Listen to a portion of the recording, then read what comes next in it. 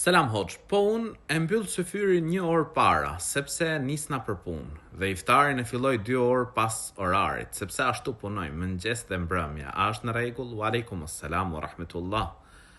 Në rregull je, agjerimi është i saktë inshallah, por nëse ke mundësi, nëse s'ke mundësi në rregull inshallah, ama nëse ke mundësi, për shembull, 3 kokra hurme, 1 kokër hurme, ose një gotë uji, pra e çon syfyrin deri pra brenda kohës, deri në fund brenda kohës, dhe atëherë mbyll, nëse ke mundësi, për shembull edhe në makinë.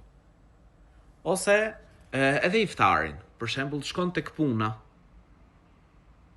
dhe thjesht sa me çel, pra 1 kokër hurme, sa me çel.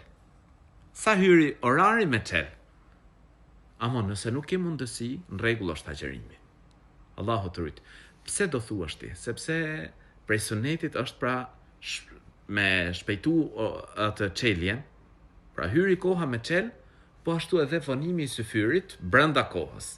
Allahu i rrit.